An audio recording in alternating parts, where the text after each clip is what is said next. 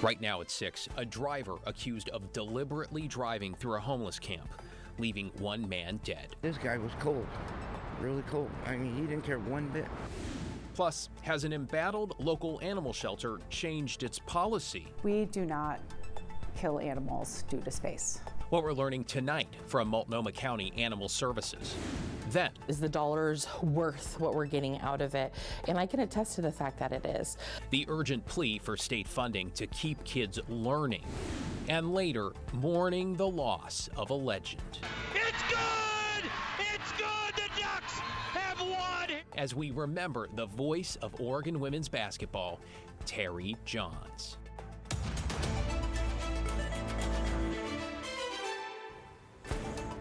Thanks for joining us. I'm David Molko. We begin at 6 with new details about the man accused of intentionally driving his car through a Portland homeless camp over the weekend, killing one person.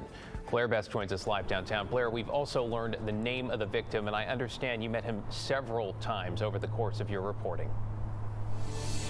David, I can tell you he was well known in the Central East Side homeless community. As you mentioned, I had interviewed him several times before. So it really just goes to show how small of a world it really is out here. And today, his friends are still struggling to deal with the loss.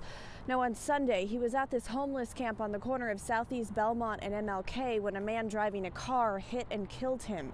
Court documents obtained by KGW show when police got there, they saw him lying on his stomach with an obvious head wound. Witnesses told police it appeared the driver was going 40 to 50 miles per hour, intentionally trying to run people over in the camp. With the help of homeless people, police caught the driver and identified him as 22-year-old Shane Martin McKeever. He was in court Monday. He just, what did I do? What did I do? I said, you killed the guy. We told him you're going to pay for what you did because we don't need to be killed out here for no reason. Now, Mayor Wheeler and his team tell us they're sad to hear what happened. The city's outreach team knew the victim well and always had their door open to him. They say this is a sobering reminder of how dangerous living on the streets can be. Now, as for the driver, McKeever, he faces a manslaughter charge, and he's due back in court 1 week from today. David. Thank you, Blair. Appreciate that update tonight. All right, we have some breaking news tonight from the Oregon State Legislature. Just a short time ago, a joint committee voted to advance a bill that would make significant changes to Measure 110. This bill would recriminalize possession of hard drugs with potential jail time that could be avoided by a combination of completing treatment and probation. The vote tonight means the bill now moves to the full House. It clears a big hurdle toward becoming law. Meanwhile, this morning, House Republicans forced a floor vote on a more punitive version of a Measure 110 rollback. That vote failed, though. We'll keep you updated as we track progress of Bill 4002. That's the surviving bill. We understand the earliest it could be considered on the floor of the House is likely Thursday. To your headlines now. We have just learned in the last hour that the long-awaited May opening of the new terminal at PDX is reportedly now on hold. That is according to the Oregonian, which reports the Port of Portland says this is after a number of close calls during construction, which halted work over the weekend and into Monday. The spokesperson did not elaborate, but said no one was injured, and the pause gave construction teams time to rest and refocus. We are working to independently confirm what this all means for the terminal's grand opening.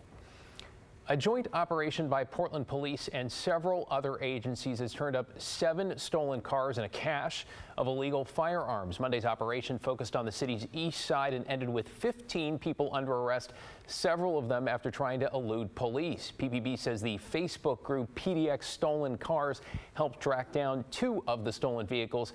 Police data shows that stolen car reports have fallen significantly. For example, a 56% drop this January compared to the same month last year.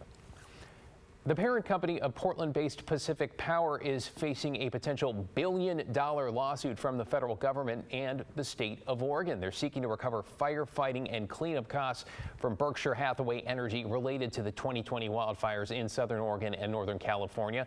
Now, both Pacific Corp and its parent company declined to comment. Last year, a jury found Pacific Power liable for starting some of the Labor Day fires. It has already agreed to pay hundreds of millions of dollars to homeowners and timber companies who filed suit.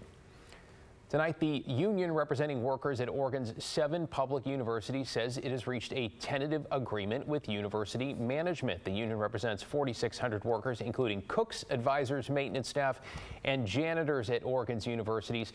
As part of this deal, the union says members will get a 15% cost of living increase in the next 2 years and a one-time $1,500 bonus in April. Active union members still need to vote to ratify it. Well, check this out. These are new images of the lunar lander as it approached the moon's surface last week. Odysseus, these are from Intuitive Machines. That's the private company behind the craft. They show the lander beginning its descent last Thursday, 30 meters above the surface. Then after touchdown as well, another image shows from NASA shows the lander sitting on the moon's surface, though we now know the lander ended up on its side. The mission, one of a series run by private companies, marks the first return to the moon for the U.S. since the Apollo mission nearly 50 years ago. Matt? We've got a lot of snow coming to the state, down to pretty low elevations too. Not a valley snow threat, but boy, the Cascades already up at Timberline's been about 18 inches of new snow since yesterday morning, and we will double that amount really by later tomorrow night. The passes, they're snowy now. They may slush out a bit tomorrow as the snow levels climb to about 4,500 feet, but that won't last because the snow levels are going to drop right off the table overnight, Wednesday night and into Thursday morning, and we'll see snow all the way down to 1,500 feet and eventually even a little bit lower than that. So look at these snow totals by tomorrow night, up to 17 inches new on Mount Hood. Then when the snow level drops, that snow footprint expands 8-9 inches at Welch's. That's only about 1,200 feet. And you see some minor amounts from the valleys, although I really don't think we'll end up with anything covering the ground. However, the Coastal Range will. There's a winter storm watch up there beginning late tomorrow night and into Friday morning. Winter storm warning already in the Cascades. And that's for elevations as low as 1,500 feet. So 1,500 feet and above under that warning for sticking snow and heavy snow. Of course, the heavier snow will be at higher elevations like the ski slopes, which will see feet of snow. So heavy snow beginning tomorrow night. The snow level climbs to about 4,500 feet. But then by Thursday morning, it's down to 2,000 feet. By Thursday night, it's down to about 1,000 feet. And the heavy snow continues into Friday and even Saturday. And by then, up to 3 feet of new snow up at the ski areas in Mount Hood. So it's going to be a really productive week for our snowpack. We also have a lot of wind coming to the state, too. We'll talk about that later, David. Thank you, Matt.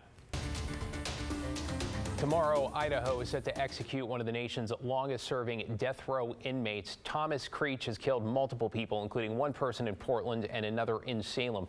He was not caught until 1974 when he killed 2 people in Idaho. Now, Creech's death sentence was overturned after a U.S. Supreme Court ruling in 1976.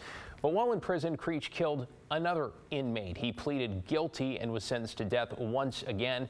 Today, faith leaders and civil rights advocates called for the state to stop the execution. For us, we don't want the government to have the power to kill.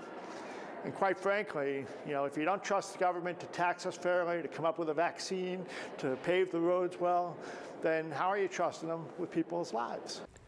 Idaho's governor has previously said Creech was convicted by the court system and he was lawfully sentenced to death.